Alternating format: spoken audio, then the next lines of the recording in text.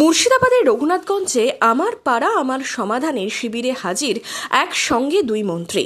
বিদ্যুৎ দপ্তরের প্রতিমন্ত্রী আখরুজ্জামানের পাশাপাশি ছিলেন বিপর্যয় মোকাবিলা দপ্তরের মন্ত্রী জাভেদ আহমেদ খান। বুধবার রঘুনাথগঞ্জের নূরপুরে শিবিরে ছিলেন মুর্শিদাবাদের জেলাশাসক রাজর্ষি মিত্র, জঙ্গিপুর পুলিশ জেলার পুলিশ সুপার অমিত কুমার সাউ। দুই মন্ত্রী খোঁজ নেন এলাকার উন্নয়নে মানুষের চাহিদা নিয়ে।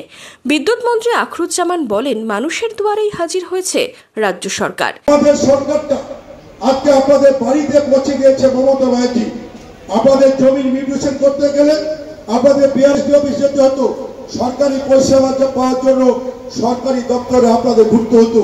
কিন্তু মমতা ব্যানার্জি বাংলার মুখ্যমন্ত্রী হওয়ার পরে বাংলার প্রতিটি ঘরে ঘরে সরকারটাকে আপনার দরে এসে বলছে তোমার কি প্রয়োজন, সরকার তোমার পাশে মানবিক মুখ নিয়ে আছে। তাই আজকে দুয়ারেও সরকার আপনার ঘরে পৌঁছে গিয়ে আপনার পরিষেবা দিচ্ছে মমতা ব্যানার্জির নেতৃত্বে পশ্চিমবঙ্গ সরকার। এদিন মঞ্চ থেকে বিপর্যয় মোকাবিলা দপ্তরের মন্ত্রী জাভেদ আহমেদ খানও আমার পাড়া আমার সমাধান প্রকল্প নিয়ে সরব হন। সারা বাংলার মানুষ আমার সম্পদ। আমরা কিন্তু বলি না কি শুধু যারা মা মাটি মানুষের বন্ধুরা আছেন তারা আমাদের সম্পদ।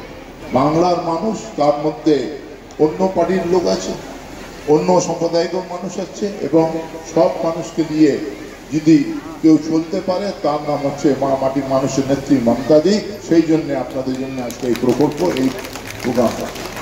আর ভালো লাগে কি বুঝলেন তো, আগে প্রোগ্রাম হতো অন্য সরকারের সময়, কিন্তু সেই সময় মহিলাদের অংশ চটি ঘেসে যেত এবং আপনারা কাজ পেতেন। দুয়ারে সরকার থেকে সেই অভিযোগটা শেষ হলো। মা মাটি মানুষের সরকার চিন্তা করলো, দিদি চিন্তা করলো। 24 ঘন্টার মধ্যে যে মহিলাটা 18 ঘন্টা কাজ করে আপনাদের জন্য চিন্তা করে, সেই মহিলাটা চিন্তা করলো কি আর সরকার আপনাদের দুয়ারে আসবে।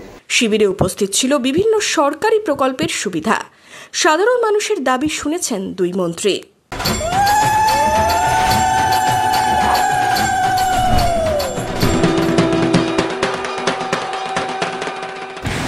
পাড়ায় পাড়ায় পুজোর লড়াই, পাওয়ার্ড বাই কেনাকাটার বস্ত্র বিপণী মনমোহিনী।